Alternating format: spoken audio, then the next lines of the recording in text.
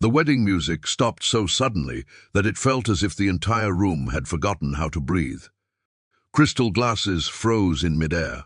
Conversations vanished. More than 100 guests turned toward the back of the ballroom as a woman's voice cut through the celebration. "Look at me." The words echoed beneath the elegant chandeliers, carrying years of pain, regret, and courage in a single moment. Before we begin, if you believe in kindness, hope, forgiveness, compassion, and second chances, please take a moment to like this video, share it with someone who needs encouragement, leave a comment, and subscribe to the channel. Stories like this remind us that even the most broken situations can be healed. The wedding was taking place in Charleston, South Carolina. It was a beautiful spring afternoon, and everything seemed perfect. White roses lined the aisle. Friends and family filled the grand hall with laughter. The bride, Rachel Collins, looked radiant in her ivory gown. Beside her stood her groom, Michael Turner, smiling with the kind of happiness people spend years searching for. Among the guests sat a quiet man named Nathan Brooks.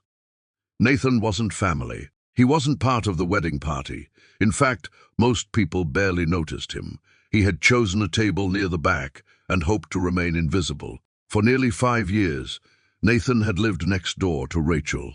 They shared a fence, exchanged holiday greetings, and occasionally helped each other with small household problems. Yet despite being neighbors, they carried an invisible wall between them. Nathan knew something few people in that room knew. Years earlier, before Rachel met Michael, she had experienced a devastating chapter of her life. Her father had walked away from the family after a bitter conflict. The separation left wounds that never fully healed. Rachel stopped speaking about him altogether. Eventually, she convinced herself she no longer cared. But Nathan knew better.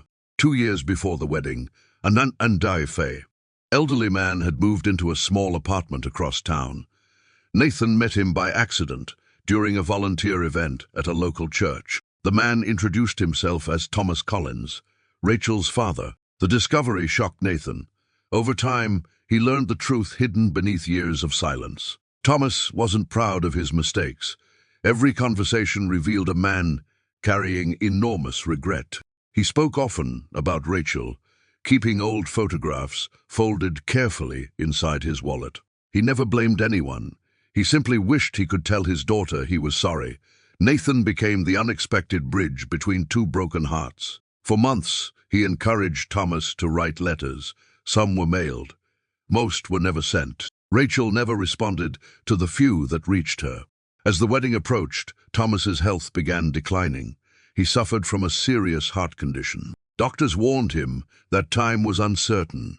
Nathan struggled with a difficult question. Should he respect Rachel's distance, or should he try one final time to reconnect a father and daughter? The answer never came easily. On the morning of the wedding, Nathan received a call that changed everything. Thomas had been admitted to a hospital. He wasn't expected to remain there long. Nathan spent hours wrestling with guilt and uncertainty. He knew Rachel deserved happiness on her wedding day. He also knew some opportunities disappear forever. As the reception continued that evening, Nathan sat quietly, unable to enjoy the celebration. Every laugh reminded him of the conversation he had shared with Thomas just days earlier. The old man had said that he didn't need forgiveness. He only wanted his daughter to know he had never stopped loving her. Nathan stared at the dance floor as Rachel and Michael shared their first dance. The room glowed with warmth and joy. Then something unexpected happened. A woman suddenly stood from one of the side tables. Her name was Grace Harper. She was another neighbor from Rachel's street, and one of Rachel's closest friends. Tears filled Grace's eyes as she walked toward the center of the ballroom. Then came the words that silenced everyone. "Look at me." Every head turned. The room froze. Grace's voice trembled as she spoke about the people we lose while waiting for perfect moments. She spoke about pride, misunderstandings, and the heavy cost of carrying pain for too long. No one understood where she was going until she looked directly at Rachel. Then she revealed that Nathan had spent years quietly helping a lonely father who never stopped hoping for reconciliation. The ballroom became completely silent. Nathan wished he could disappear. Rachel stood motionless. Grace explained that Thomas was in the hospital, only a few miles away. She explained how he carried Rachel's childhood photos everywhere he went. She explained how every birthday and every Christmas had been spent wondering if another chance would come. Rachel's eyes filled with tears. Years of anger collided with years of buried love. For several seconds, nobody moved.